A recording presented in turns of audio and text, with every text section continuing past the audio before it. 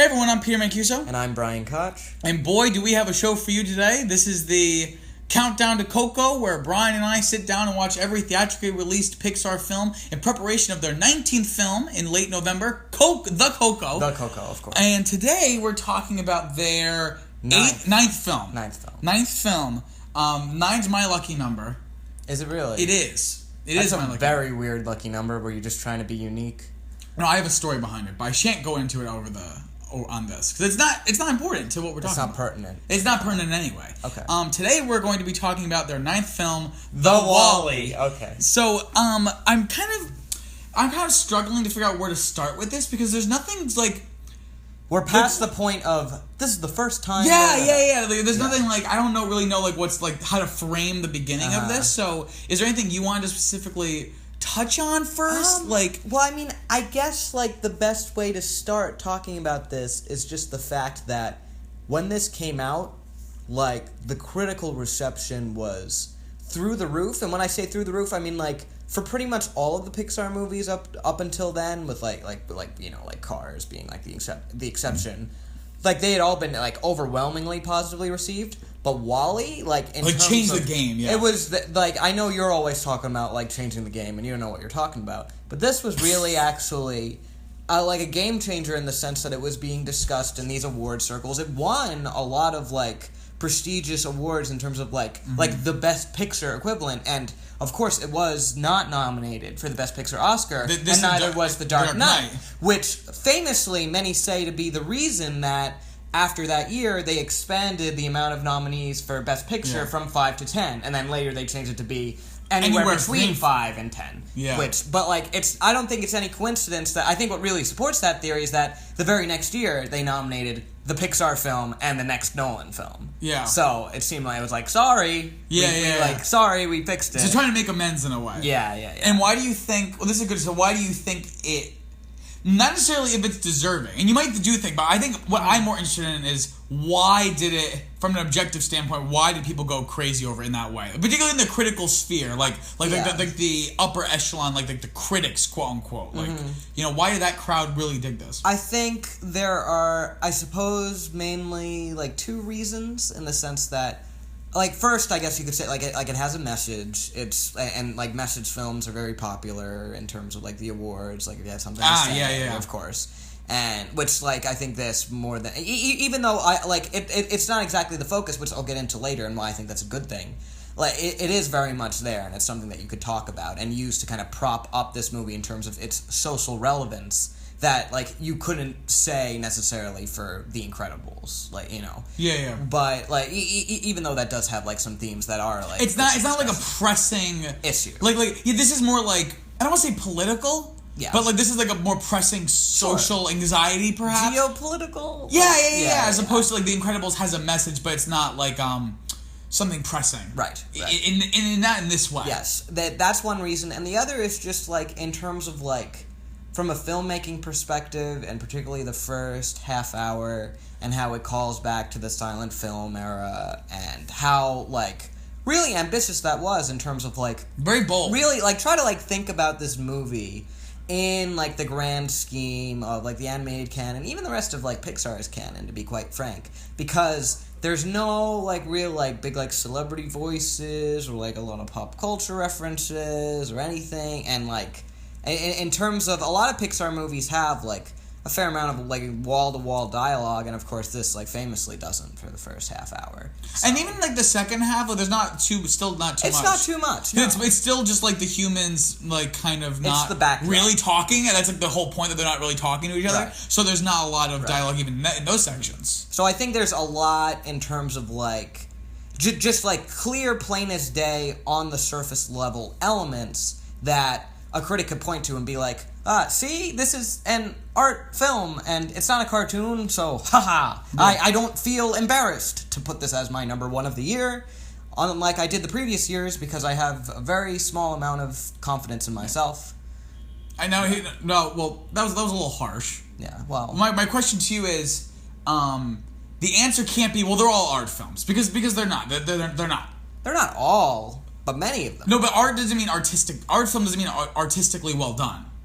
Art film is trying to accomplish different things. Okay. Right? Would you say this is the first Pixar art film, and if not, which is? And saying they're all art films but that's dependent on your different. No, like really, tell me what is an art film? Explain to me. Probably something that honestly, seriously, this is gonna be a really douchey, pretentious term. Oh God, from me, Peter? Yeah, I know. Honestly, hot take. Honestly, seriously, yeah. It probably has to do with like we watched like in class like Italian neorealism. Ah, yes. Right? And Martin Scorsese famously says, as a director, I'm always struggling between the Hollywood not formula in terms of your script, but like the Hollywood way to make a movie and like the Italian or neo-realist way to make a movie. Sure, and the neo-realist usually wins. I think when someone says an art film, particularly when it comes to genre things, talking about like, oh, The Dark Knight, or ooh, Wall-E, in these categories, yes. They're referring to films that really do feel like they're pushing the envelope, and not just in terms of quality, but in the way of like rethinking what this genre, how you can present this film. Okay. Because it's prioritizing the art of it over the really necessary enjoyment, I suppose you could say. No, not even that, but like a movie can be like 100% good, like a 10 out of 10, but isn't a game changer. Yeah, you know what I mean? So I would say an art that's one. I think something like art film has like 12 definitions that aren't mutually exclusive. Like they're all kind of. So I think that's one element of it. Sure. So my question is, I would say elements of other ones, like the scene in Finding Nemo that I brought up, like that kind of like started. But would you say this is the first, and if not, what is? You see, maybe Ratatouille, like maybe, but I wouldn't say that's an art film. It's an art. I think it feels indie. Maybe that's the word I'm trying to think of. But like this, I know. Like again, I still wrestle with the term art film just in general. But what I can definitely say is that in terms of like how experimental this is, maybe that's the word. It's definitely it's the most experimental film that they had put out so far, and arguably still the most. I would say. Well, I mean, Good Dinosaur was a bad experiment. It's funny you say that because I was thinking that is that could be the next. Actually, that's probably in second place. Oddly enough, it's experimental in like the wrong ways. Sure, but we'll get to that. Yeah. So let me ask you, maybe easier. To make this discussion easier of like, is it an art film or not? Is why do people think it's an art film? And then analyzing those. Why do or why don't? Why do people think it's an art film? Why do people think it's an art film? Well, I think it's the same reasons I was stating in terms of why it's an awards contender. And I mean, like, well, let's just really then try to dissect this. In terms of, you're presenting this movie that starts with, it's very, like, say all you want about, like, oh, like, it's heavy-handed or this, that. The way it starts, it really then doesn't... There's no opening narration. There's no, like, text on screen like, 700 years ago, the humans, blah, blah, blah. No. It's all really done really gracefully. It zooms in on Earth. It shows you... And it's... I love the opening. Talk about proposition of reality that we talk about. Like, really well edited and... Yes. Because just, like, when you think of, like, establishing sods in outer space, you think of something really kind of intimidating or sensational in scale. But this, it just... Like, I think the juxtaposition that they go with of using the Hello Dolly song of Put On Your Sunday Clothes, that really kind of gets you in the mood for what the whole movie is going to be, in the sense that it's this overwhelming sense of scale mixed with this sort of simple longing for the human spirit that Wall-E provides himself. Yeah. So that really gets you in the mood. And when it zooms in and then you start to see like this trash-filled Earth and the music slowly fades away and it becomes like hauntingly silent for a few moments. Yeah. And then Wall-E himself is the very source of the music. So it's very, it just shows how he's the one sort of like bringing that joy forward. And if I may cut in just one thing about that opening sequence, because it's so good. It's really fantastic. I still remember watching that in the theater and being like, wow. Yeah. Well, this is a separate thing I was going to bring up. Yeah. But I'll bring this up later. Okay. I'll put that in my back pocket. But in terms of that opening, it's like exactly what you said. Like, so we have like the opening shots, and then with the music, and the music kind of fades away, and then you start to hear it, and it's like, oh, it's coming from Wall-E. Mm-hmm. But then after he like does his little thing, he starts to skipper away, and then the music kind of like creepily enters. Yes. And like without any fanfare, I don't mean in terms of music, but like without any like sensationalism, the title card just kind of like slowly fades in. It's Wall-E. Yeah. And slowly fades out. Really haunting. Really haunting. And like it honestly is really creepy. Yeah, and the music is really creepy. Like the trash sculptures. Yeah, Thomas Newman's score. Yeah, he did. Is this his second Pixar film? His now? second. Yeah, he did both the collaborations with Andrew Stanton. Are his only films the Andrew Stanton ones? Yes. Okay. Yes, they are. Yeah, so far at least. But yeah, no, it is really haunting, and then how it starts out that way. And I feel as though there's like I guess we should bring up this eternal question, which is many then talk about how, I really love the beginning of this movie, and then after that it kind of goes off the rails. What I feel, especially upon rewatching it, is that, but two times, in the sense that I get just enough with Wall-E before Eve shows up, and I get just enough before they blast off into space, that, I get all the visual gags, I get kind of, a sense of the space, and, I'm ready to move on to the next thing. At the exact right moment, that's when they take us to the next thing. That's how I feel about it. Mm-hmm. I don't know if you then have a different opinion. Well, this is a larger discussion that we're going to have. Which we're going to have. I would agree. Here's the thing. Here's the thing about this movie. Is those people who say, the first half hour is great and then it kind of goes off the rails. I wouldn't say it goes off the rails. Okay. It doesn't go anywhere that's too... A lot of people will at least say it becomes an inferior film. I think I would tend to agree. Uh-huh. I think, and not necessarily that it's bad.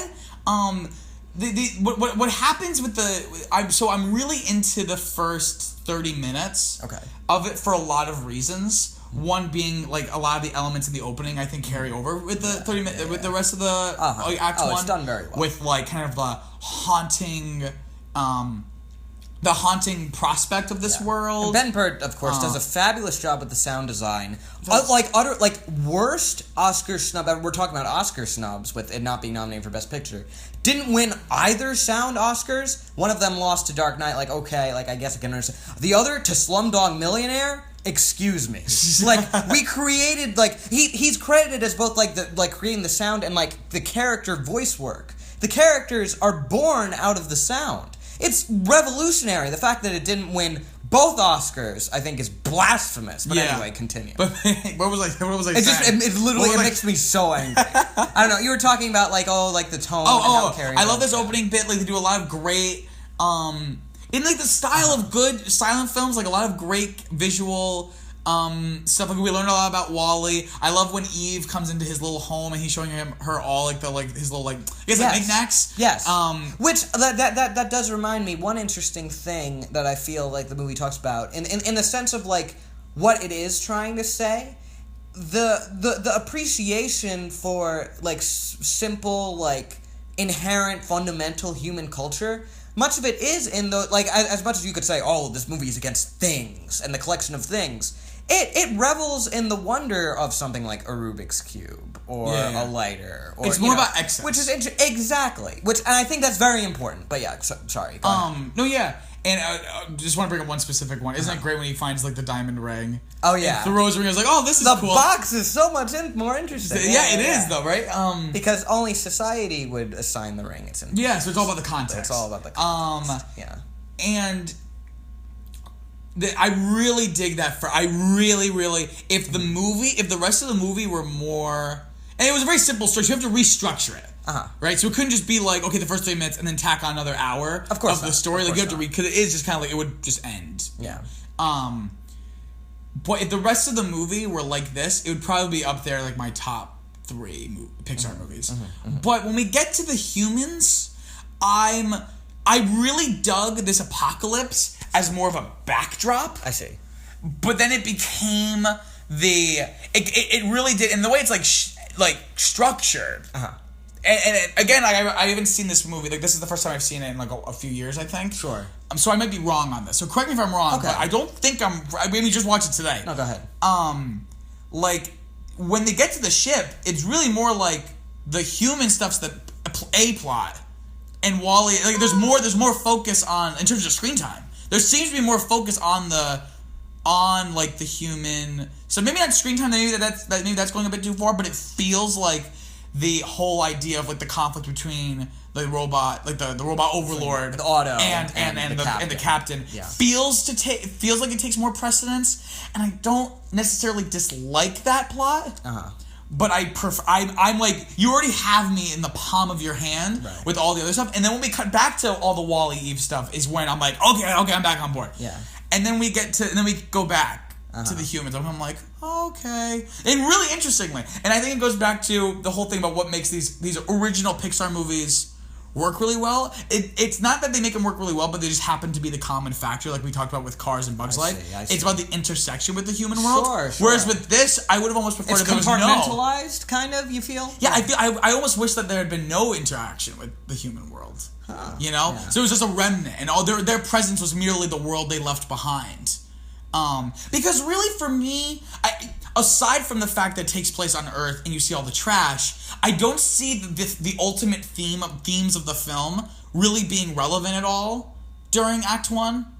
Like, other than the fact that he's there cleaning up the trash, it doesn't seem like it plays into anything really until... I disagree. In what way? Because I think that's what builds up our appreciation for the Earth. And we're seeing it through the eyes of course, ironically enough, this robot. And if we were just given, all right, well, here's the Axiom, and here's like these little snippets of, oh, there's grass, and there's this and that. Like sure, like effective enough, but this allows us to really experience, and this is what I think separates it from a lot of these other movies that give these environmental messages. It doesn't just tell you why you should try to save the environment. It shows you why the environment's so great. And what, like, you know, like, and not just the environment, just like the Earth experience in general. Because it's giving you, like, in those delightful first 30 minutes, it's showing you firsthand. Yeah. So well, I totally agree with that. My point is more...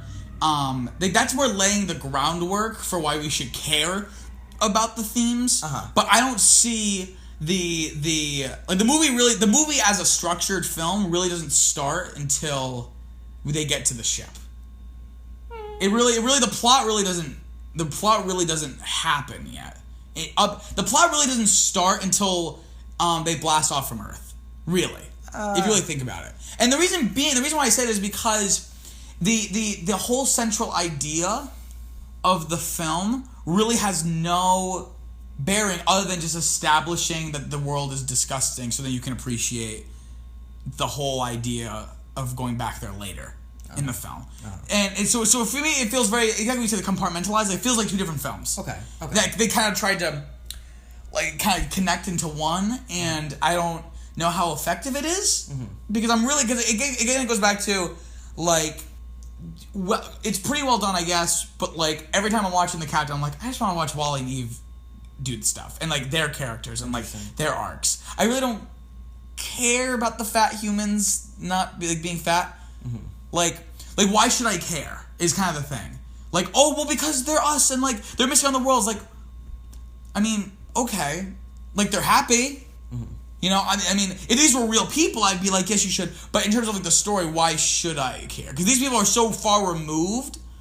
Like, why? What's compelling me to care if they don't care? Well, it's interesting that you talk about how because no one seems to care. Eve is more that's just her directive. Wall-E just wants to like not die, and all the humans don't care about going back. So why should I care as the viewer? Well, is my question. I'm not really sure. Like, I'm not saying definitely. I'm just... Well, just like little side tangent here. Interesting that you talk about how you feel removed because originally in the film when Wall-E sort of arrived on the ship, not in place of the humans, but like they had instead like evolved, other than just like being like these blobs in terms of their like, you know, like obese. The bone structure. They're like they'd be like green and almost like alien-like. And they like abandoned that because there was too much of a disconnect between us and humanity. So it's just interesting that you brought that up. But anyway, I think the reason that we are to care is because of the Captain character. And I do really like the performance of Captain McCrea by Jeff Garlin. And I think that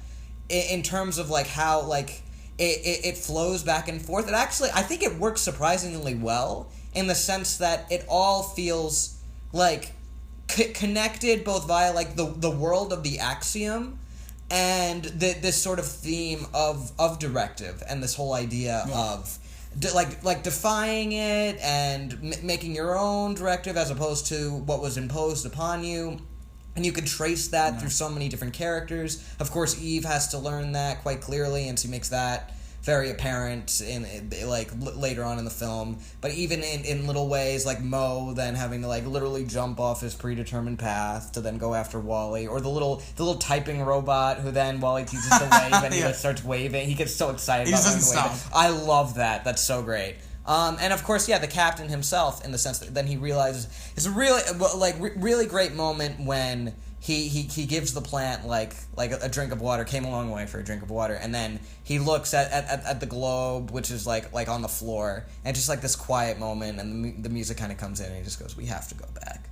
I think because you get to then see again then through his eyes their appreciation for Earth, and he doesn't really like not to say he doesn't care at first, but he's just completely ignorant of it at the start. Like he knows that there is a home, there is somewhere to go back to, but he doesn't really he's then afraid of change in the sense that he doesn't even know what it would entail. So we gradually then begin to discover along with him then what that would be. And I care. I like that character a lot. I think those scenes are very well done, personally. And I know you don't. And I know that this jerk laughed at perhaps my favorite line of the film, and I know he knows I really like this line because I had told you before. And I was trying hard not to laugh. I was trying really hard. You're such a oh god. I was trying really hard. All right. The whole scene. I was trying not to laugh, and then that one line got me. Okay. I couldn't help it. I'll set the scene for you. Okay. So this is after. But you explaining is better than the actual scene, though. I'm not explaining it. I'm just saying what happened. I'm not like, oh, and then he feels like this. I'm just saying point blank what the dialogue was and what exactly happened. Okay, so they see the message that Shelby Forthright gives about how the life isn't sustainable on Earth, and Operation Recolonize is then it's not going to happen. So do not return to Earth. Repeat, do not return to Earth. Let's get the heck out of here. And Otto then says, on the Axiom we will survive, and the captain says, I don't want to survive. I want to live. And, of course, that then sums up the theme completely within the one sentence. But Peter laughs at it because he thinks it's so on the nose and so ridiculous and said in such a funny way that he couldn't help but it started with a chortle and ended with a guffaw. Explain to me why you think that's so mishandled. I think for a lot of reasons. Okay. And please, I think your blood pressure is rising. A bit. You're getting. I feel like I'm not trying to personally attack anybody. If you like this scene, you can like this scene. All right. Please, we have some Ambien in the other room. If you need to relax. For a couple reasons, I think to start, in terms of why I think you like it, is I think it's extremely intellectually stimulating. Yes. And I think that is overriding your ability to see the way you actually write it. Because if I really want a burger, right? I don't care how well it's made. I just want a burger. And someone brings me a shit burger, but if I don't care, I just want a burger. Of course, we'll be like, it's good. Why? What's not good about it? Where I'm trying to say, well, you can make the burger better. You can prepare it in a better way. And so I think personally, the fact how intellectually stimulating it is, which it is, it's a really fascinating concept. I think that's blinding some people when they watch as opposed to thinking about the way that's actually handled. So for starters, I'm not the biggest fan of that voice actor. Jeff Garlin? I like him. But this is he's a comedic actor, and this is a much more serious. Particularly that scene is supposed to be a serious, play off as a very dramatic scene. And he's I think he gets that sort of lame, sort of lackadaisical tone perfectly, and that the unlikely hero. I think it's a very smart casting choice. But okay, yeah, continue. I think it works for all the other parts. Sure. When he's played for laughs.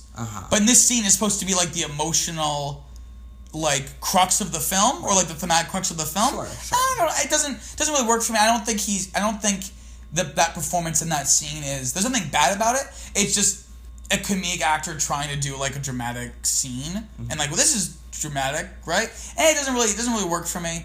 Also, it's not just that one line. He has a whole kind of diatribe about there's our home Otto. In trouble. I'm not a fan of characters. Like, no one should ever give like a monologue in an argument like that during a film. Like, that's very novel. Novel isn't like smart. I mean, like novel, like because he's trying to not only rationalize his point, but the whole idea is that Otto is. It feels like Otto is incapable of saying very long things, so it totally makes sense. It feels like a very prepared. He'd be able to go on and on until Otto would just cut in with his little like brief statement. That's under the presumption that like the way they play it off in terms of the acting and the writing, that he's like kind of coming up with this on the spot. It feels very prepared. It feels very written. It feels very like, here's the abstract of the film. Here's like the thesis of the film. It feels very rehearsed. I don't think so. There's no stuttering with him saying it. There is. He said, like, I can't just sit here and do nothing. That's all anyone on this blasted ship has ever done. Nothing. There's stuttering. He says it all. He says it all as one thing. We can pull it up. No, he doesn't. No. After this one, we'll pull it up. He doesn't. He says that when I was watching, I was looking for the specific thing. I wonder if he's gonna. I can't just sit here and do nothing. That's all anyone on this blasted ship. We'll watch it after. We'll watch the cut. It feels very rehearsed, and it feels very like, here's the theme. Why does he need to say that? What do you mean? Why does he need to say that? In this way, it's very just like, ta-da! Here's the whole point of the film. No, but because he's convincing. It's not like Otto's like, okay, yes, let us go back, Captain, and he's like, yes, we are going to go back because in the past, then we didn't, and it was really bad that we didn't, and we suck, and now we're doing the right thing for the planet. And no, there's a purpose within the story for him to go on about this. He can go on about it, but just the way it's written isn't. And I don't think he goes on about it all that long either. I think you're like like it's not like when you say like maybe it feels longer. Like maybe it feels longer because the performance really isn't selling me. Okay. Like, he's not a dramatic actor. That's objectively true. I don't think he's ever been in anything else where he played like a dramatic character or had a scene like this before. Sure, but I don't think he really pulls it off. He doesn't. It feels very forced, both in terms of his performance and the writing. Okay. And so in terms of that specific line, I don't want to. Well, the way he delivers that line was just really funny. He's like, I don't want to survive. I want to live. He does it just like that. It felt very like, oh my god. It felt like a soap opera, to be honest. Okay. And that's like, it's a very melodramatic line. That feels. It doesn't feel like a truthful moment. It feels like a very false moment. It rings false. Yeah, it rings false. Okay.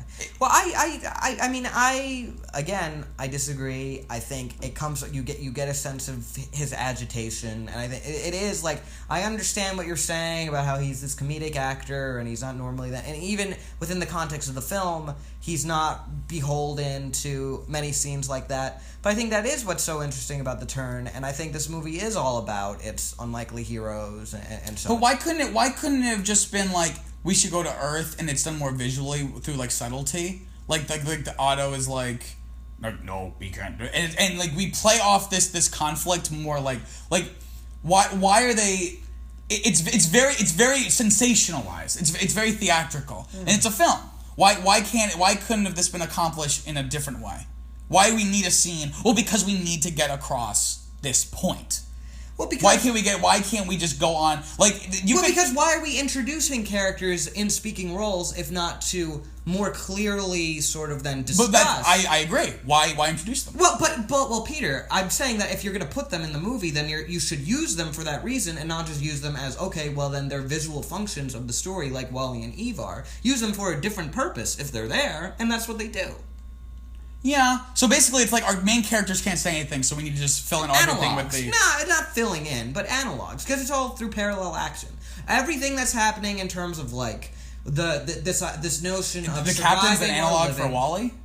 They're analogs for each other. I mean, not like direct analogs, but like hear me out here. I think sort of what's set up in terms of, you have Wally, right? Who's then he's put on this planet. He's meant to do this job. There are a bunch of other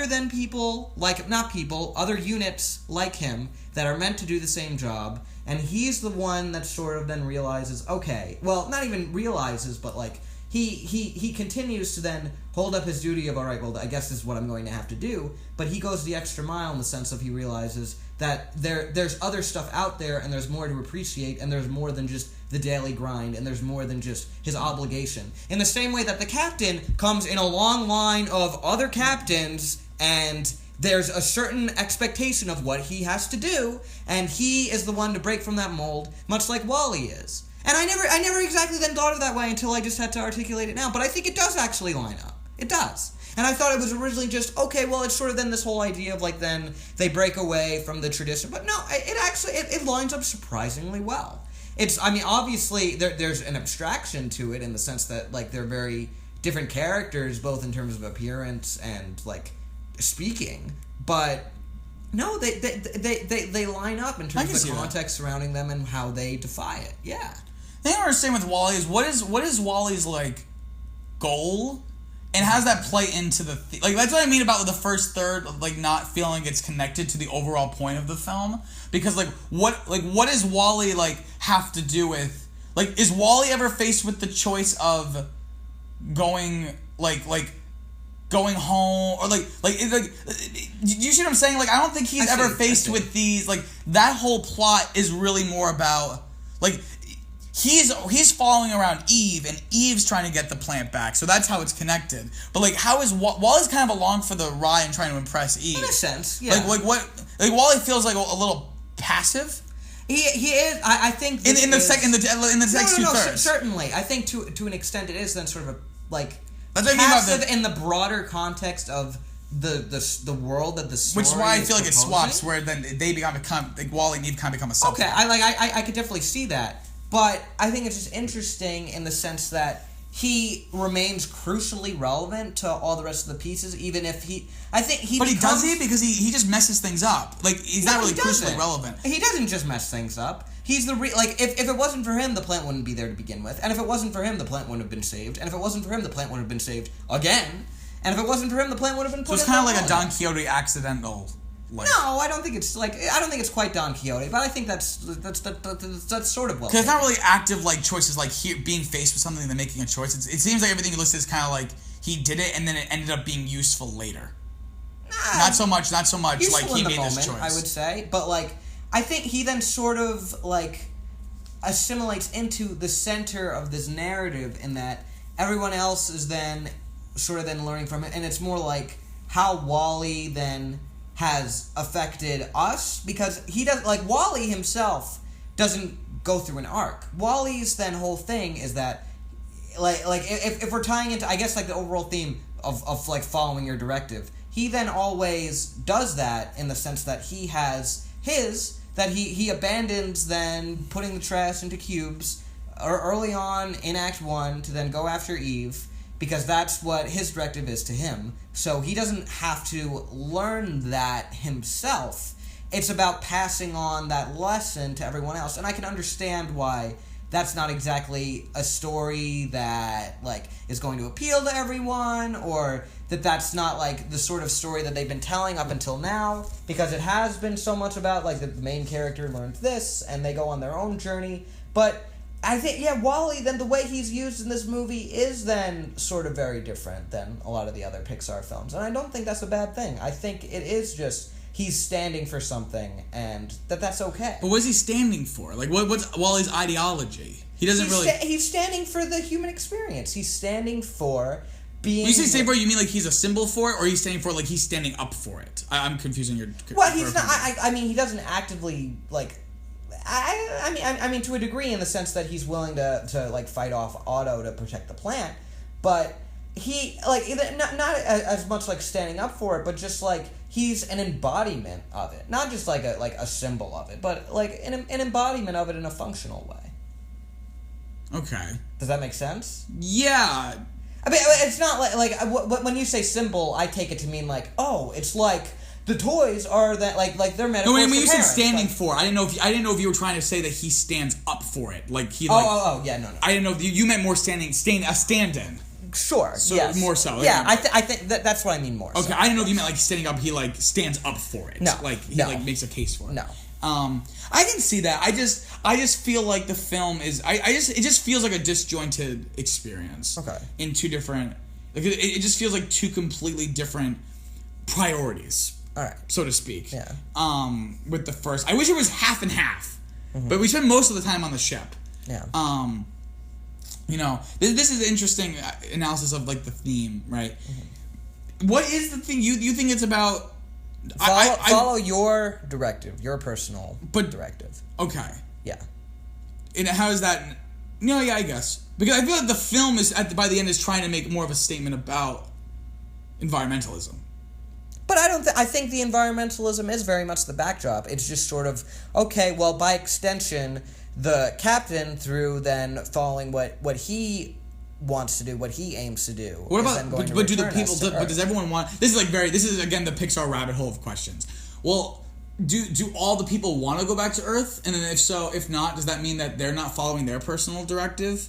Well, like the decision made for them. So it's more about the decision to go to Earth, not so much follow your heart. Well, there's a reason that John and Mary are in the movie, right? They're trying to then show us through characters that are not just the captain that there are other humans that will benefit from Wall-E then sort of opening up their worldview and letting them sort of appreciate their surroundings. And of course you have like the humans in the end, they're cheering on the captain when like Otto's then going, and like again, like it would be an interesting, like, obviously I'm not saying this is what they should have done, but it would be interesting if the entirety of the film was just Wall-E going around from, like, character to character, and, like, all the different ways in which he had a positive impact upon them. I think the movie, to an extent, does that, but that would be interesting if he went around and, like, had that, like, influence in all these different ways.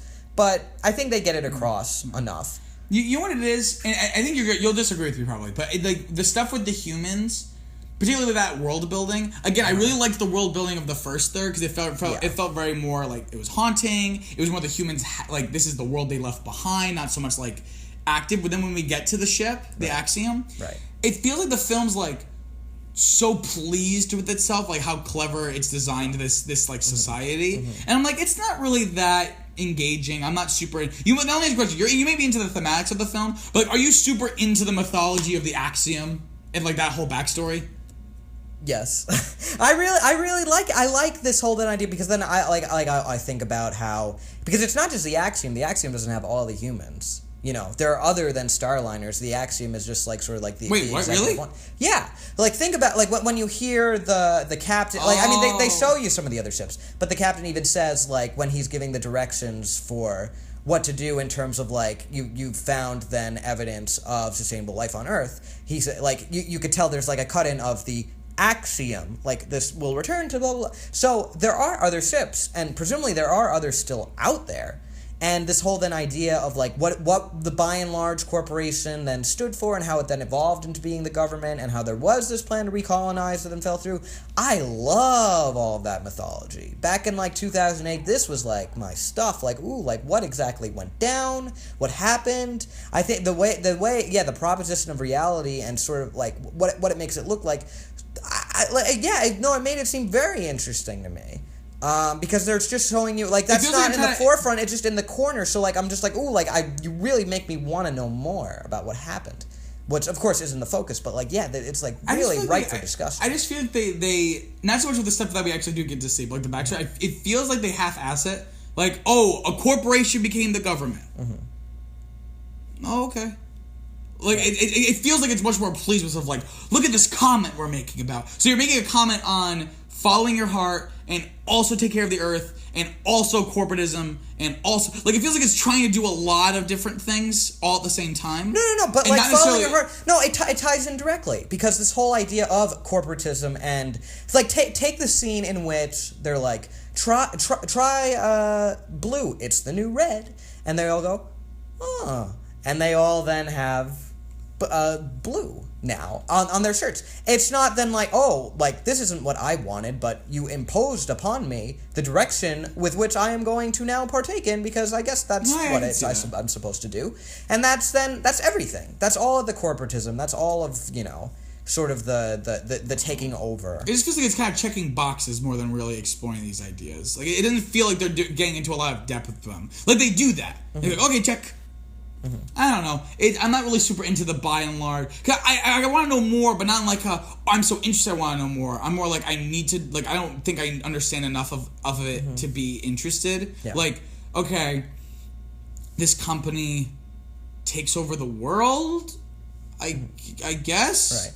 Well, this is what. Okay. This is then when I then will have difficulty whenever I try to claim that there's like nuance or uniqueness to the sort of proposition of the axiom and everything in WALL-E, because then I can receive the response of, so there's like fat people on the ship because they didn't work, they sat down and they got fat. Like, wow, real smart, real original Pixar, like, you know. But what that's actually do, like in any other movie, when they would do that, what they would do is they would vilify the humans completely. They would say like, oh, like, you know, they would try to hold up like the robots as like, oh, the robots are then they're the guardians, they're the ones that are still preserving the human experience, and these ones, oh, they're bad, they've lost the way, you know. But like just through the fact that they had the captain and like of course like John and Mary as well to an extent, even though they're supporting characters, that shows that it's not the presence of those human characters. It's not just a joke. It's not just a comment. It's not just a funny ha-ha, ooh, pat ourselves on the back. Aren't we clever for coming up with the fact that the humans, like, you know, are lazy now, and this is what'll happen in the future. Conversely, for anyone who's like, oh, this is an anti-technology movie, I can't believe. Oh, we were watching a movie. That movie is technology, so why would they? I don't know. I'm agreeing that, with you. Other than that, I know. But other than that, like, oh, this movie, like, it goes against the idea of progress and moving forward. Oh, anti-technology. Look, robots are the heroes of the movie. Sure, a robot is the villain of the movie too, but the fact is that these are like we realize that these machines were capable of the human experience, and again, there's nothing inherently evil about any of these machines. Otto is the only one that has sort of then become corrupt, and you could understand why, because he's programmed now with this idea that was implanted in him by the human corporation that life is not sustainable on Earth, and once all the robots come back, they're all then going to then work together and create this sort of then like it stays true to then the fact that they came from Earth, but this new society in which both of them can coexist. And another thing that they don't vilify entirely is the by and large corporation. You think the fact that then they have like this sort of corporate mascot in the sense of Selby Forthright, that is so chipper and like innocent and such. You're expecting them to sort of like, you know, like find the holes in that over the course of the film. But as far as they go is like him saying, "Let's get the heck out of here," or when they're like starting that same transmission, he's like, "All right, just cut it off, will you?" They don't like go as far as to be like, well, by and large was completely evil, or like here are the bones of like people they killed. Like, no, it's just this is what happened, and like it like was to what extent were they evil? Were they just overreaching? Did they bite off more than they could chew? It was all of humanity kind of like accountable to an equal extent. You know. I think I would have been more interested if the idea was more about human hubris. Okay. And like pride and like kind of like the fall of man because of like its pride. And right now it's a little bit more about like they say like this maybe this idea of like them overreach. I don't know. What was I gonna say? Again, okay, some other question. We like barely talked about like the movie. Kind of just more about like these things surrounding it on a macro level, but we'll get there and talk about like the animation and like the a couple of other questions that I don't understand. And these really don't matter, but like it's more than just like, oh wait, can the cars have sex? Like these are actual things that I don't understand why. Right. It feels like a little contrived that it has to be this way. Okay, what are they? Why the original mission? Yes. Why did the ships have to go so far out? Why couldn't they just stay within like a perimeter, being able to view the Earth?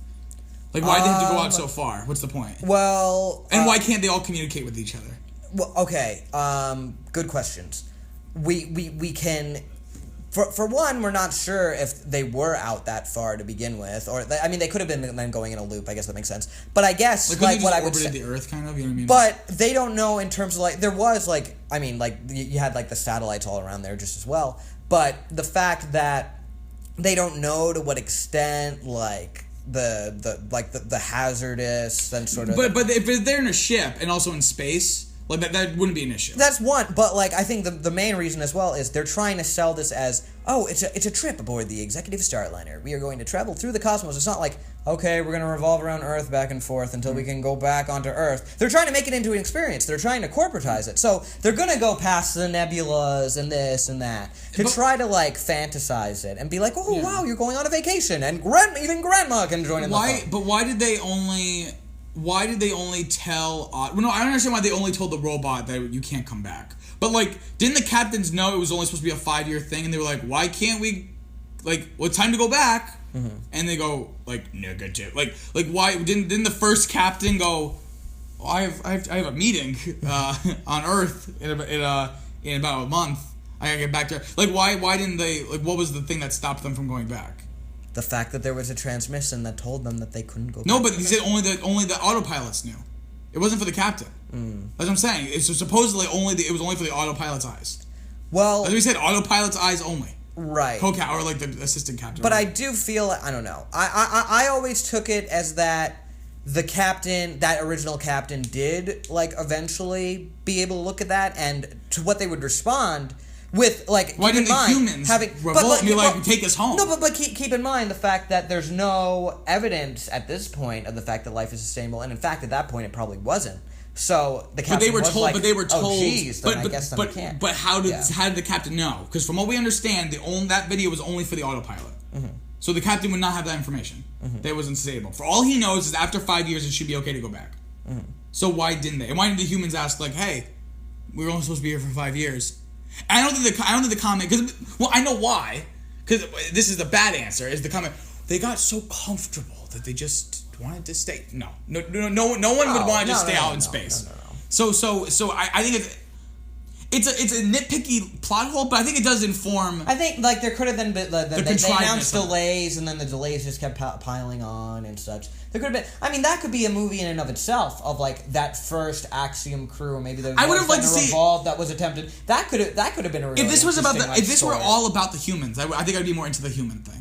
If it was all about the humans, and like one specific human who like has to like figure this out. Sure, but it feels like two completely different things just thrown into the same space. I would have preferred if it had been all about Wally and Eve or all about the humans. Mm-hmm. And like, oh, but it's this robot and the fish. Oh, okay, whatever, sure.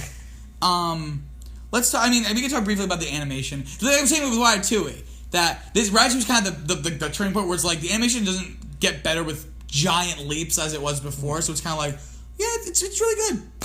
It's amazing. Like, I mean, like, what is there to say? Like, yeah, what is there really to say about it? Like, it looks beautiful, and it's. I love Wally's character design. Yeah, because getting a robot can be really bad because it can either sometimes be too complicated or too humanistic, and if it's not humanistic enough, either it's the perfect level of like he's kind of like a 21st century Charlie Chaplin. Sure. Not the way he physically, but the way he acts and that animation. Yeah. Great, quote unquote performance by. Ben Burtt. Yes. Does he actually do some of the voice, or is it all like sounds like? I'm sure some of that was through like a vocoder, No, I think his so. voice. Yeah. But like it is like, and it is not to be understated, because I feel like at this point many reviews are just, when they talk about animation, they'll be like, and it'll be just like glossed over in a sentence like, well, of course the animation is spectacular. Because we've gotten to a point. We've gotten to a point, and since we're like the shittiest looking animated film looks. Like, okay, pretty good. Yeah. Compared to like the original Toy Story, so to speak. Some, but like by God, just in terms of like how then the texture, the ability that convey outer space and just this terrestrial Earth and the whole space of the Axiom. My God, second film to be like the extra wide aspect ratio after Bug's Life. I don't know why Bug's Life had it, but this has it. And this really, there's really starting to, what's the word? Really get there, like, in computer camera, really getting sophisticated. Oh, yeah. Because there's a shot that's, like, the shallowest depth of field I've seen, like, in any movie, following the cockroach. You can see literally, like, the thing he's walking on is, like, you can't see if it's part of this table that isn't in focus, it's, like, completely blurred out. Mm-hmm. It was like focus pulling. I know focus pulling is much easier in animation, obviously. Of course, it's like automated. Well, to some degree, yeah. In other ways, not at all. But yeah. But it was like, well, in what ways is it not? Because you can just program it to. Well, yeah. Certain. But like just programming it is like. Oh yeah. yeah. But So the way they're shooting it, like some of it felt like mockumentary style. Exactly. I was just about to. The great part in like the shopping store, in the store supermarket, yeah, when there's like that sort of zoom and then like the focus racking focus, and you just watch it for the frame, and yeah. It was really that would have been a blooper, like The Office, and or the bloopers because they would shoot quote unquote they would shoot the blooper scenes like that. Sometimes they were like zooming like in camera, yeah. And that's what it felt like. It actually felt like if this movie had bloopers, that would have been one of the bloopers. Yeah. And like even being like actors like, I'll be in my trailer. Like, can you imagine they have like real voices and like the bloopers? How much that would like? Oh my god, that'd be really funny. So I'm just not coming across. Like yeah. Okay. Like you know what we should really then talk about, because it's then so tempting to then just completely what? I wanted to talk about something very briefly. Okay, go ahead. Well, my history with the film. Your history with the film. I've seen it more than these 3 times, but there's 3 important times that I've seen this. Okay. The first time, the second time, which was years later, like probably 7 years later, and I saw a bunch of other times after that, and then this third time because it kind of changed. We made it. The first time I ever saw it, I hated it. Really? Yep. Why? Me and my mom went to go see it. It was when it came out. We saw it in theaters, and 2008. Yeah. You know, you have to understand. I was like, well, how old was I in 2008? Like 11, 12 maybe. It would have been the end of 5th grade. So yeah, so I was like, yes, exactly. So I was like 11, and so like my movie tastes and my ability to articulate why I liked the movie, why I didn't, I was like 11. So I went to go see it, and I probably wasn't into it because like the first half was kind of boring, and then the second half like maybe I was a little more into, but like really loud. I think I didn't feel good that day. I think I had a headache, and like my theater I was in was just like loud because it's all sound design. It's all sound design. Did your mom like it, or did she not? No, she didn't like it either. Okay. I don't think she's seen it since. Okay. She thought it was annoying. And like I like it wasn't just like it wasn't for me. Like I actively hated it. Like I made a point to be like no, I hated WALL-E. Like I did not enjoy it at all. And then in high school, I took this class. We've talked about this once because we were talking about some philosophy thing like once. I was in a class talking about like Catholic doctrine, and we were talking about this idea of telos. Which in philosophy, the idea of teleology is the study of purpose. Yeah. And so the supposition, I'll briefly, the Reader's Digest Spark Notes version. Okay. Because it has to do with this. It comes back to WALL-E. Okay. Yeah, no, please. Is if you don't know what that is, telos is essentially a synonym for purpose, and the supposition is that everything has a telos. And you measure its quality based on its ability to fulfill that telos. So a great example is a cup, right? A cup can look and be shaped in different ways, but it has to fulfill certain things. It needs to be able to hold like liquid, right? If it doesn't have a bottom, right, it doesn't fulfill its telos. Right. It's a bad cup, right? So what makes a rogue robot? Yeah, exactly. Right. But so and it can be if it doesn't have a hole at the bottom, it can be a good telescope, but it's a bad cup, right? I see. And the reason why we were learning about this is because the whole idea is with humans.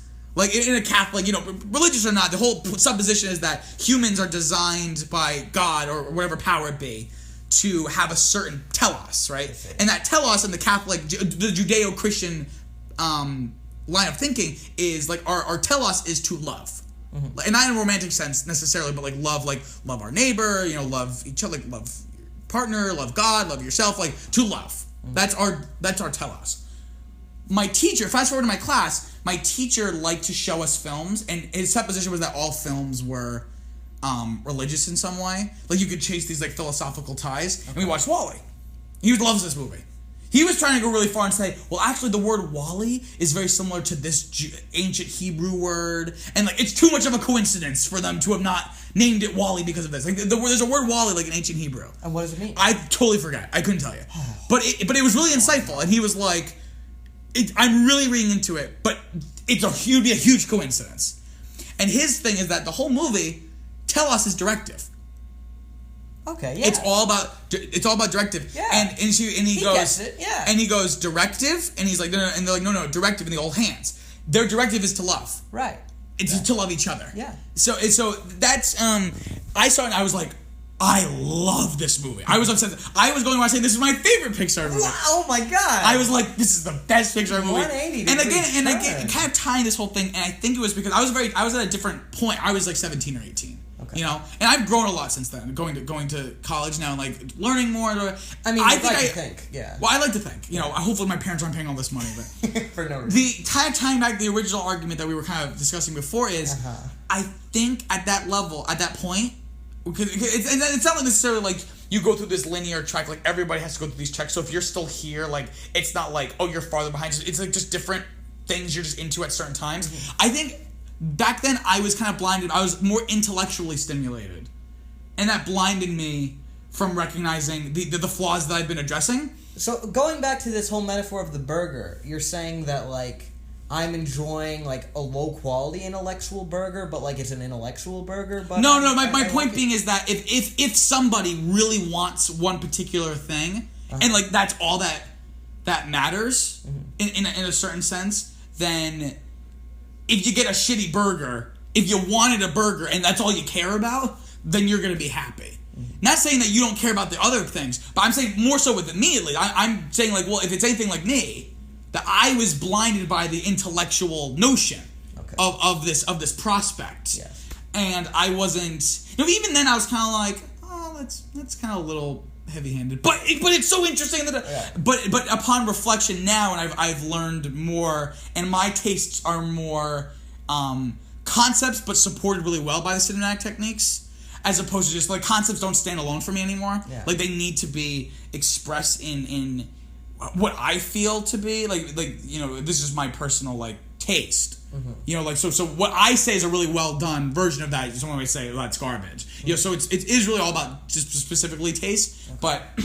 But going back to that, but I was obsessed. So I really do like that whole theme of the direct of teleology. Because basically, I think that's really what the movie's about more so.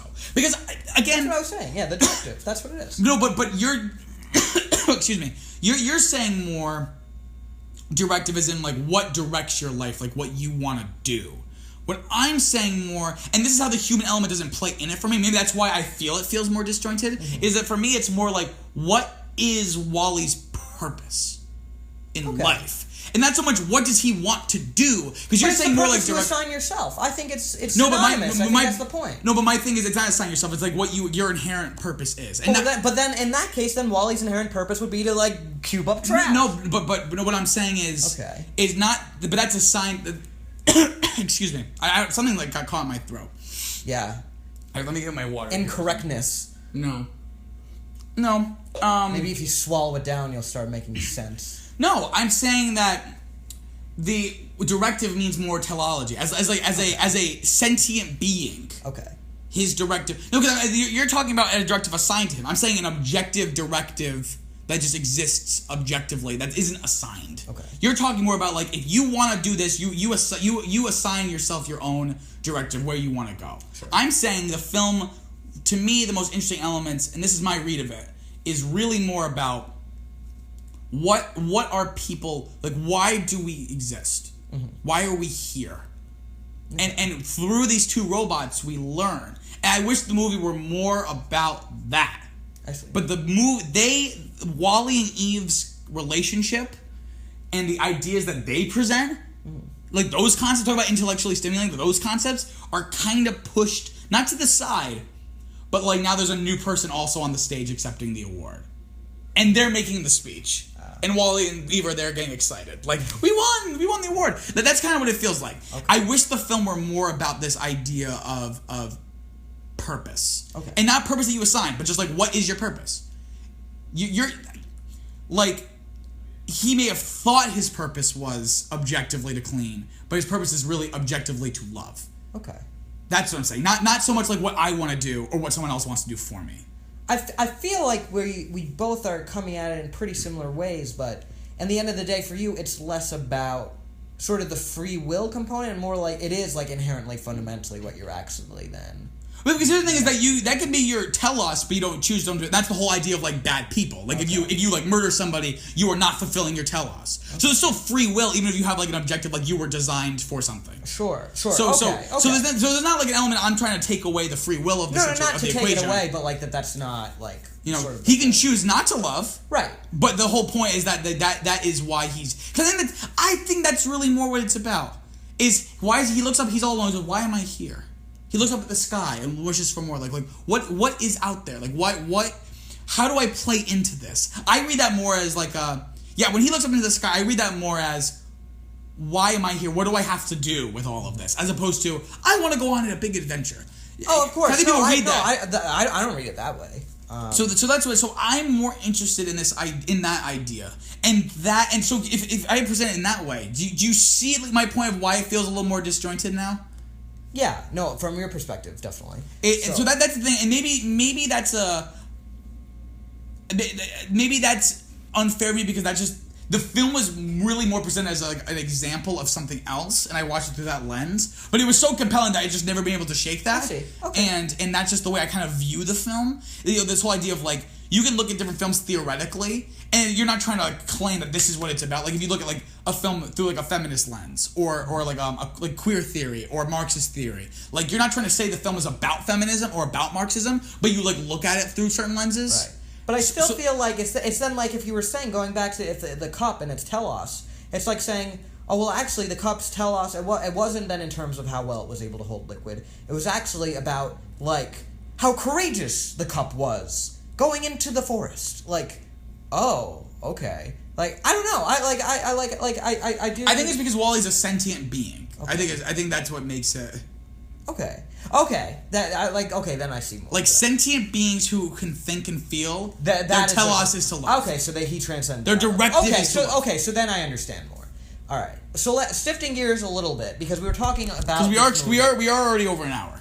Oh well, I mean, like this is a very dense movie, so we're going to then afford it as much as then because there's still plenty more to talk about in the sense that we've been talking about a lot as a science fiction film. And often it's stated that a science fiction film is about as strong as, like, the social relevance it carries or the message it has. Because science fiction films are very often surprisingly message-oriented. That's something that I didn't necessarily understand when I was younger. And that's the reason that a lot of people don't refer to Star Wars as science fiction, surprisingly enough, but more as fantasy or adventure. Because it's not dealing with... It's not reflective of our time. Correct. So it's more of, those adventure serials and such. So... we're then talking about it as a science fiction, but let's then try to talk about it as, removed from its science fiction elements, as a romance, as its story outside of that. Because I think what's so interesting about what they're able to do with it is, I look at two other animated films. So one was released before WALL-E and one was released after WALL-E.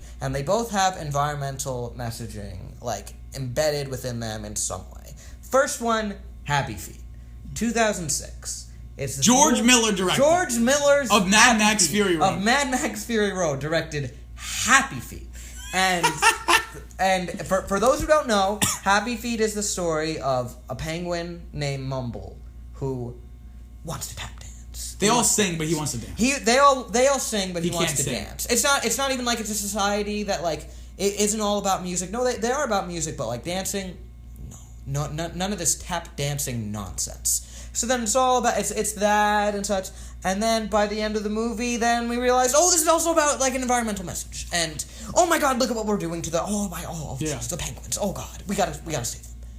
What? Huh? These don't square peg round hole, guys. I don't see the connection there. But the fish are gone. That's I made it from the beginning. That's the whole idea that they. But what does that have to do with dancing? What does that have to do with him? Well, that's just. Well, this is completely irrelevant to WALL-E. No. But let's engage. But because they're two separate but not incongruous. Mm-hmm. The fact that he dances, it's just a cultural thing. Is that they all sing, and he can't sing. Right. But he can dance. But no one's ever seen that before. Uh-huh. They're like, what the hell is this, right? But they don't say that to kids' film. Mm-hmm. So it makes him the most interesting person as an audience to see him go out and solve this issue caused by the humans. Sure. Because he is kind of like the underdog, the the outcast. So we want to root for him and see him. But in the end of the day, ultimately, the role that the dancing plays... Because it saves them. Because it's the idea of different the humans go like, whoa, look at that. Like, they're dancing. They're dancing penguins. What do you know? I guess we should not let them die because they're dancing. But I think it's more about getting their attention and getting the discussion started about, like, not that they're sentient, but, like, this idea of, like giving them, this is going to sound really funny, giving the penguins a platform. So, like... But what does that have to do with Mumble's arc, is what I'm trying to say. It feels tacked on. Because he saves the day. But that wasn't ever his purpose. His purpose wasn't, we need to use dancing as a platform. His purpose was, I like dancing. Well... outsider, and then it's like, oh well, wait a minute. I guess dancing actually did serve a purpose. No, Happy Feet should. Okay, hold on. Let me just finish, because Happy Feet, if it really then was committed to Mumble's story, it would then just accept him and his love for dance for what it is, for it on an artistic level. But it then becomes, oh well, actually then we were able to use it and, like, it saved our lives in an indirect way, not at all what you intended, so thanks, Mumble, I guess. What's the movie after? That is my example of an animated film that has an environmental message that doesn't tie in intricately enough, like, deeply enough into what it's proposing. Other animated film, The Lorax, based on Dr. Seuss's The Lorax, and how utterly, like, on the nose it is about, there's no more trees, and it's all plastic. The Lorax tries to murder something. And the Lorax, he murders, tries to murder the Onceler because he doesn't agree with his beliefs, just like he does in the Dr. Seuss literary classic, of course, like, right from the pages of the Seuss. But no, like, so it wears it on its sleeve, and still then undermines itself in the sense that it doesn't really make clear why we should appreciate the environment at all, because it's so within itself and so just, like, obvious and, like, self-assuming about, like, oh yeah, well, the environment, oh, isn't it so great? Oh, aren't trees so great? Oh, don't you want to sing a song about how we should plant a tree? Oh, by the way, the Lorax is advertising IHOP and this new car, and this is all in favor of the environment. Very bizarre. Like, you know, what's like, I mean, that's one thing, but, like, the movie itself, I think, undermines it in that sense. So with WALL-E, it's right smack dab in the middle in terms of the fact that the environmental message is not the focus, but it's threaded throughout, and it's a parallel to what the main focus is, and the main focus is the love story. And it's Pixar's, like, big love story in the sense that they've done, like, romantic relationships before. We've talked about how then they did it with The Incredibles, and they did it a little bit with Ratatouille, but, like, here, like, the romantic relationship between Wally and Eve is really the focus, and this is, like, I mean, like up until now, definitely their definitive love story. So let's talk about it in that context, because I think that's what really separates it, in the sense that the movie has more to say other than, I will plant the trees! Like, the planting of the trees is supplementary to the film's focus. So, like, just, like, talk to me a little about the love story. I really dig it, and I'm going to have to disagree with you that it's not, I don't think it's supplementary to the love story, the environmental message. I would say it's the other way around. That's my problem, is that the love story takes a pause once they leave Earth. Okay. And how does it really develop? How does it develop once they get, other than she's mad at him? Because the first time they see each other, she wakes up. I thought the plot doesn't get started until they get into outer space. So you're saying... No, the plot of the film overall. The plot of the film overall. Okay. The A-plot, as you claim it to be. Okay. Like, the main drive, because other than that, it's just kind of them, like, I love when, I guess, the A-plot doesn't start yet. I love all that stuff because it's just between them and it's their relationship blooming. Right. And the movie takes a pause on that part. And then that kind of becomes the to the side, like, oh yeah, they're kind of like in, like, a love thing. The first time they see each other on the ship, when she's awake, so she has to be awake for them to, you know, other than the stuff on the, she's like asleep for a lot of the first third, like, near the end, because she's, like, found the thing. But that still is developing the relationship because he's, like, taking care of her. Okay. Whereas on the ship, she's asleep, he's just following her. First time she's awake, that's when the reveal that she doesn't have the thing, and she's just pissed at Wally for, like, 30 minutes. And and nothing happened. There's no development. It's just, she just pissed at him. And then he finds it, and she goes, yay! And then he almost dies, but he actually didn't. She's like, Wally! And then she's happy again. Okay. I think there was a lot more development with their relationship in the first third. So how would you trace the development of their relationship in the first third? The first third. So, she lands, right? Yes. On the planet. As all good women do. They land. She comes from her mother planet and lands among us. So she comes and then she's like very like aggressive towards him. Like she doesn't almost like blow him up. Right. Again, I've not seen this movie enough to like really remember every detail. Yeah. But like she's very like resistant against him. But he's like trying to like get involved. And they meet. And she's like, okay, you're not the plant, whatever. Mm. And she goes. So she also, going back to my whole point about the theme, she has to learn to love as well. Oh, of course. She's very that's directive. Central. They're both so tied into their directives that they don't realize their true directive. Right. With a capital D is to love. Right. A capital D. That's very nice. Thanks. I tried really hard. I spent all night thinking about that. Oh, good. But and then so she's like, oh, okay, whatever. And he's like trying to like what's the word? Like kind of like impress her. Yeah. And it's like not really working. Mm-hmm. And then she gets really frustrated, like blows up like all those like the big ship. So they have the little fire scene, and they start to talk, and they learn each other's names, and they kind of start flirting, and then he takes her back to her place, and then they find the boot, and then she shuts off. So then he's like taking care of her. Yeah. Right.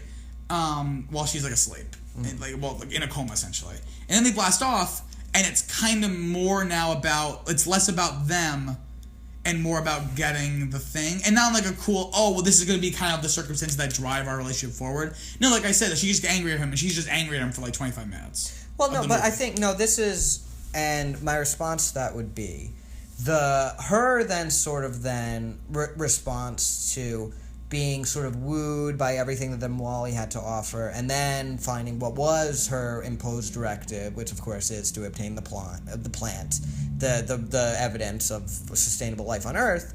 Then, when that's taken away, then she's then sort of then remembering what it is that she feels that she has to do, her obligation over her desire, and that causes her to be frustrated. Yes, but it's not just that then she's mad at him. She wants to then like abandon him to the point that then she tries to then set up like a pod, then like he could then leave and then go back to Earth and then she'll stay and then continue to carry on the mission. So she's like, it's not just like, I'm angry with you, like she is completely then trying to then like almost then like factory reset herself, so to speak, in terms of her machine-like obligations to then what then her purpose is then meant to be. And of course, once it gets to the point that then the plant is in jeopardy, we get this sort of then stasis for the first time of, it just so then happens that both of the things that I care about were, like, I can celebrate both of them having then been protected. So she's not at a crossroads yet. She's able to have her cake and eat it too and appreciate that. But then we get into, of course, the whole scene in the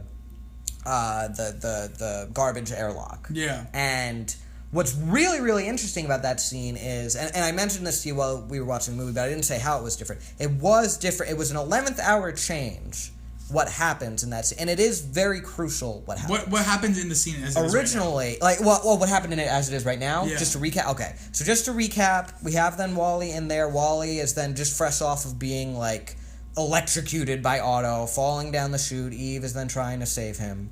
And like she then of course manages to do so to do so, and once the larger Wallies, the Wallas, notice what's going on, they turn off the airlock. And is that actually their name, or you just make that up? No, the Wallas, they have the label on them. That's Walla. Over A for Axiom.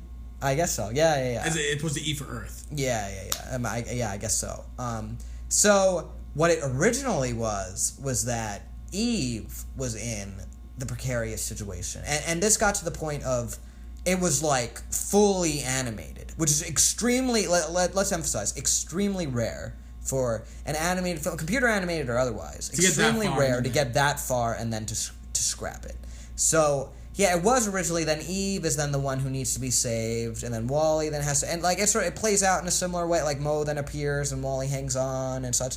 But what Andrew Stanton realized is that we were missing a point in the arc that then Eve then has to sort of reprioritize herself and resituate herself. I think that is then what's so crucial that we have that moment, and yeah, like at that point after that, everything with the plan. The only reason that our main characters want to go back to Earth, funnily enough, is that that's where Wally's replacement parts are. So it's just, okay, well, I mean, then we're going to go back to Earth for that reason. It just so happens that the humans then want to go back there too. But, yeah, like, you know, that's not necessarily what they're primarily concerned with right now. And of course, yeah, that and that is the moment that then Eve does then say, like, tosses the plan aside, has her hand then become the fingers in the directive. My favorite parts of the movie is just when it's just the two of them. When just the two of them. And that also includes, like, if they're in a big crowd, but it's like it's about the two of them. I prefer that of the film.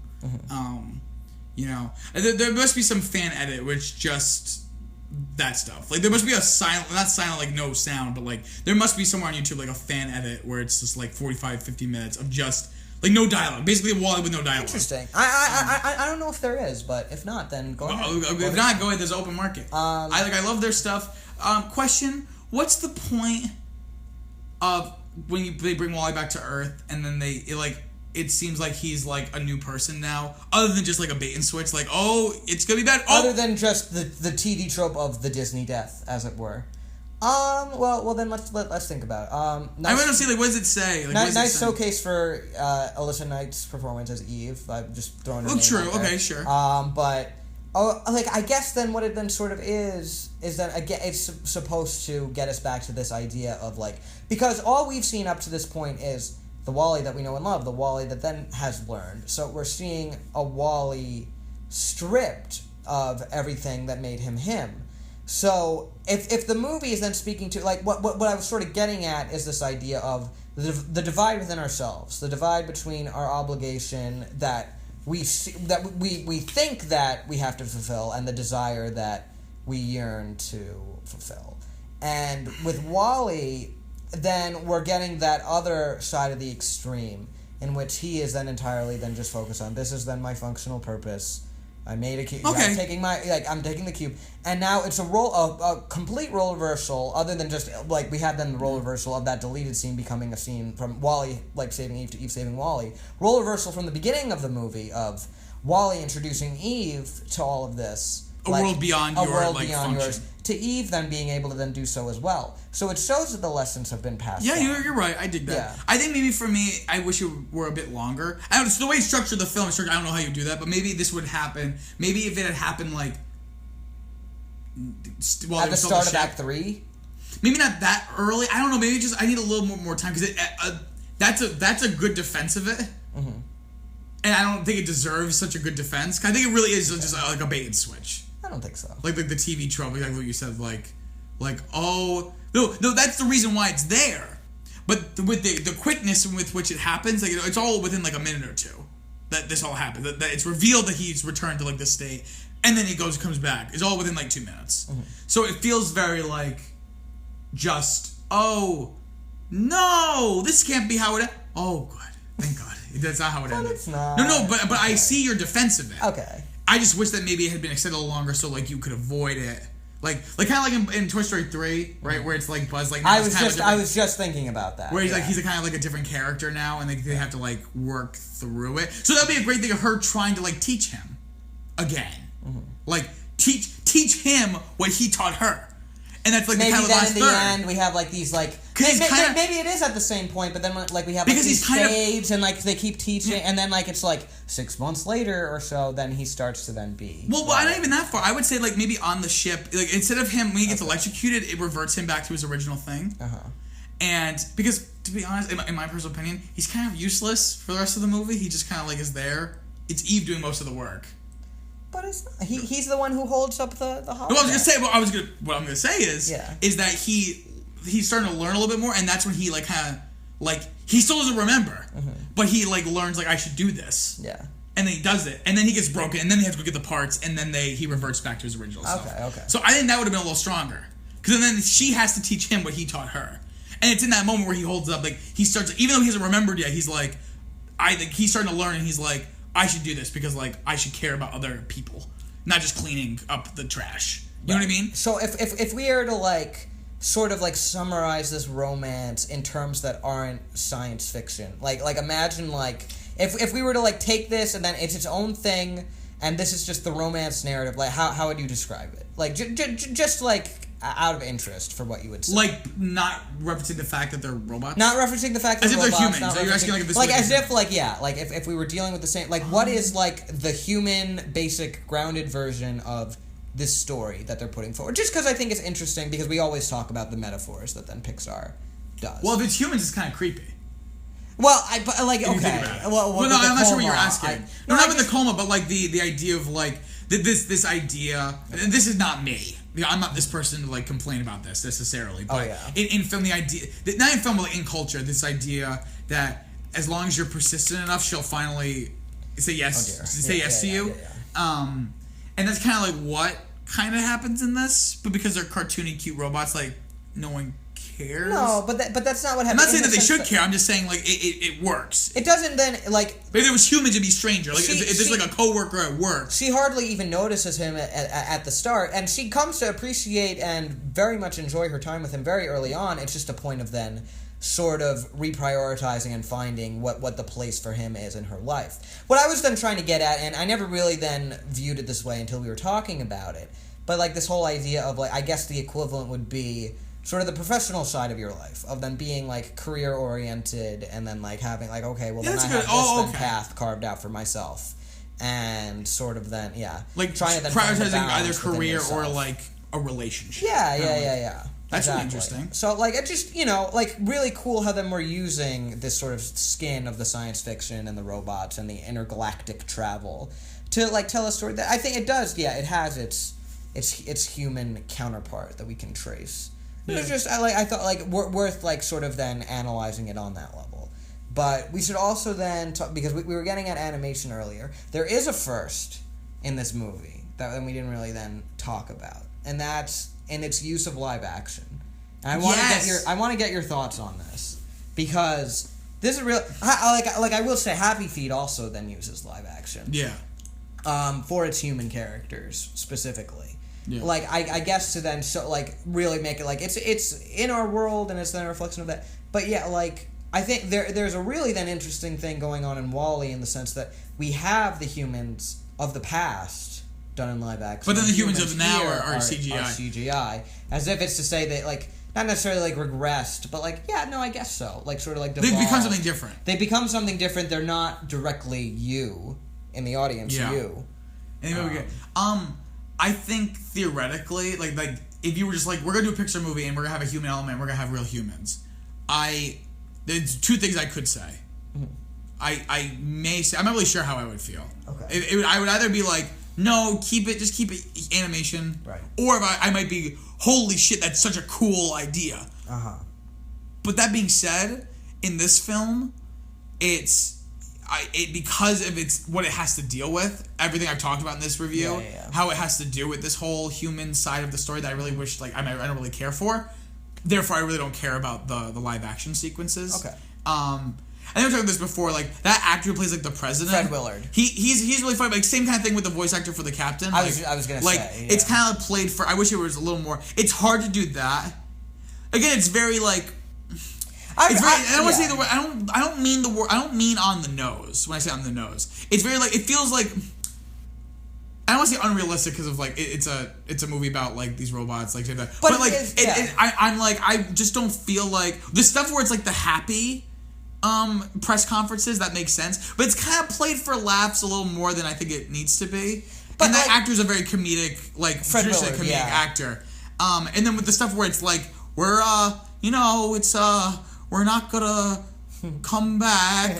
It's more played for laughs, but that's supposed to be like a really important scene. I think it's just he's projecting a facade, and he is this corporate mascot, and he has to. Let's get the heck out of here. Let's get the heck out of here. Exactly. So that feels more truthful. Be like, like he can't then entirely then get into like this really then serious, oh my god. Why would he do it at a pressure? Why wouldn't he just maybe like do like a while they're running to the helicopter? It would also give us more sense of urgency.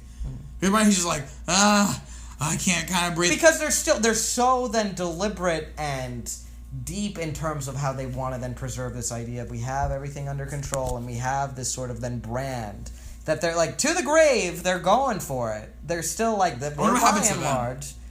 That's another movie that would be interesting. The saga of Selby. So I think the live action elements work for what it's trying to do. Yeah. I don't think it's distracting. Like, no, that's the kind of the question. No, I think it's really interesting for exactly the reasons you said. Like, this is a different reality. This is a different humanity that we're dealing with. Mm-hmm. But yeah. Do we have anything else we want to talk about? Because we're coming up on an hour and a half here. Okay. I can't necessarily think of anything off the top of my head. We got into animation. We got into the story. We talked about cast, sound design. Yeah, I think then we're pretty covered, right? Yeah. Are we able to get into rankings? Yeah. Okay. Why don't you go first? I go first. All right. So I'm gonna let's see. So what's your current ranking from bottom to top? To refresh everyone's. Make sure you read yours, not mine, because now we have both of them. Yeah, no, I'll read mine. So it's A Bug's Life, Cars, Monsters Inc., Ratatouille, Finding Nemo, The Incredibles, Toy Story, Toy Story 2. So, I really then tried to think about this because again, we've passed the point that it's gotten difficult to rank them, but what I feel in terms of this movie's aspirations and how consistent that I feel it is in terms of like all the characters that it is putting out there and how like legitimate they feel, how fleshed out they feel, I think it rises above Monsters Inc. and Ratatouille and comes short of Finding Nemo and The Incredibles. Really? Yeah, that's what I would say. So you would rank it Bug's Life, Cars. So read your rankings. A Bug's Life, Cars, Monsters Inc., Ratatouille, WALL-E, Finding Nemo, The Incredibles, Toy Story, Toy Story 2. Wow, okay. Is what I would say. Because I think, I'll sort of then describe, because I feel like I have to then rationalize. And again, it's all relative. Oh my god, I love these movies. But, yeah, Monsters Inc., what it's positive, and then a lot of that, they're, there isn't too much in the way of a supporting cast, but then, yeah, you have, Celia, and you have, the two villains, and you have, all of these then sort of things that they're putting out there, and it's less about the theme of it all, and it's more just sort of then laid back, and I like that. I'm glad it is what it is, but I don't think it transcends as much. It works really then well as a comedy, and it has its emotional element to it, but it's sort of then best to just appreciate as sort of this vaudevillian comedy, and then with Ratatouille, it has, arguably some higher highs than WALL-E does. I think the ending of Ratatouille is extremely strong. I think a lot of its musical interludes are very strong. WALL-E does have defined dancing, but a lot of Ratatouille's musical interludes and a lot of sort of, the scenery. But there is all this... Remy's family, I don't really then, end up caring for all that much. And sort of, Linguini, I think there are definitely then problems with Linguini. I really like Colette and Skinner, and, Brad Bird gave them greater roles when he came onto the project. But yet with WALL-E, it just everything in terms of, I really like WALL-E, Eve, the captain, Otto, all of that, everything the movie is prioritizing, I'm this is all time well spent in each of them these places, and I think it does flow very well. It just that flow then falls short of how perfectly constructed Finding Nemo and The Incredibles are, which I think they are so fine-tuned and so just not a moment wasted. Everything about this is then very consistent in what it's trying to do. The Incredibles does then, as I said, sort of reinvent itself in its second hour, but it does overall, I don't see that movie losing anybody in the same way that WALL-E then loses someone. So that's why I would put it where I would put it. Okay. Can I see your phone? Oh, yes. Sorry. Let me put it back on. So, yeah, you then go ahead. So my current ranking is A Bug's Life, from bottom to top. Bug's Life, Cars, Toy Story, Finding Nemo, Toy Story 2, Monsters Inc., Ratatouille, and number 1, The Incredibles. Yes. When we sat down to this, I said to you, Brian, I was like, I think I'm going to like this movie a lot. I really think it's going to be high. And the first 20, 30 minutes, I was like, this is so good. I dig this.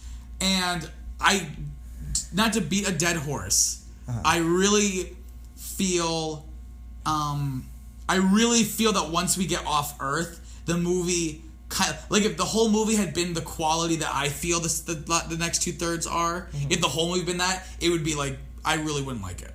I probably wouldn't revisit it. It's that first. It's kind of a question of does the first third, the part that I like help the film go higher than maybe the rest of it. And this is kind of something we were talking about with Ratatouille. Like, you brought up the idea of, like, Ratatouille has a lot of flaws, like glaring flaws, but this idea of, like, the highs kind of, like, outweigh the lows. Yeah, sure. The thing is with Ratatouille is, you know, the lows of Ratatouille are... It's nowhere near Ratatouille. I'm just going to say, it's not going to be anywhere near, like, for you, 2. Yeah. But my point being the same kind of idea of, like, a movie that has a lot of really, really good stuff, and then for me, like, not as much good stuff. Both of those films. Mm-hmm. And why is Ratatouille, like, why do the highs outweigh the flaws so much? For you, because the lows...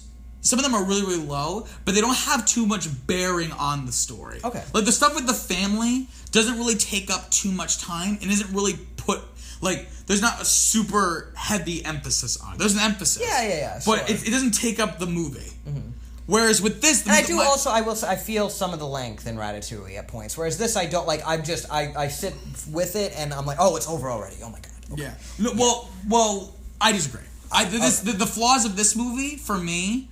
are so... The flaws of Ratatouille might even be worse than the flaws of this movie. But the problem is that it's 2/3 of the movie. Mm-hmm. And it becomes the emotional and thematic crux of the film. Yeah. So I can't go like, okay, I just gotta wait out this scene because then we'll just get back to the stuff I really, really like in Ratatouille. Right. It completely takes over the film. Right. It becomes a completely different film. Yeah. So for me... And because you don't like that stuff, of course, then you're gonna have a different... Exactly. So I think for me... I'm putting in the right thing. I'm gonna capitalize it and everything. I'm putting the proper way it's supposed to be written. Do it in its correct formatting. So my ranking is going to be from bottom to top. Okay. Bug's Life, Cars, WALL-E. That is what I expected. Toy Story, Finding Nemo, Toy Story 2, Monsters Inc., Ratatouille, and The Incredibles. Wow. I think all the films above WALL-E, like, I think all of them are much more cohesive. Mm-hmm. That, like, even if, like, Monsters Inc., for example, is, like, my number 3, right? Even if WALL-E has higher highs, Monsters Inc. is just so incredibly well crafted and cohesive in in the way it's crafted. And for me, and again, if it works for you, that's great. It just doesn't really for me. No, I still feel so bad bagging on Monsters Inc. at all because it's so great. I'm surprised it's so low on your list. I'm very. It's just that I know it's like relative. It always happens. Like whenever then I could. At one point, Incredibles was too low on my list, or like Finding Nemo, like all these. Then they'll get too low, and then I'll look at it and I'll be like, I don't like that it's that low. But yeah, like so I don't think I finished. No, I did finish reading my ranking, right? But you did. Yeah, Bugs Life, Cars, WALL-E, Toy Story, Finding Nemo, Toy Story 2, Monsters Inc., Ratatouille, and then The Incredibles. The Incredibles, yeah. Which, WALL-E in the bottom 3. Again, I'm sure then a lot of people would say that WALL-E is too low. But then again, of course, they would also say that Toy Story is too low and that Finding Nemo is too low. Yeah, so it because your list is very wrong. So, but no, it's tough. Like I hate then having to look at it and be like, Though I will say, to be completely straightforward, that wasn't a hard choice. Like, it wasn't so hard for you. It wasn't hard. It for me, it fits comfortably right there. I'm not gonna back on my ranking. This is a separate thing. I'm not gonna change it. We're sticking to what we put. Part of me thinks if I could go back and change anything, I would swap Finding Nemo and Toy Story. I would put Toy Story above Finding Nemo. But I stick by the reasons why I put it there, and I'm gonna stick to it. Okay. But other than that, I feel very comfortable with my list as of right now. Your list. Yeah, no, I feel pretty comfortable about it too. It was tough because I appreciated Ratatouille a lot more after last watch, and I was I was then trying to then sit with it. And it was made even harder by the fact that I was like, oh, well, then I'm also then saying it's better than Monsters Inc. Oh, God. So with this... But now it's getting hard because, like, if you put it wasn't just a 1-to-1. It was like a 1-to-2. But it's the implication. If you put it above this movie, you're also saying it's better than all these other ones. Yeah. You know what I mean? Oh, so God. it's tough. Mm-hmm. This and, like, maybe defusing a bomb are probably the two, like, most stressful things. Yeah, defusing a bomb is a piece of cake. It's a piece of cake, yeah.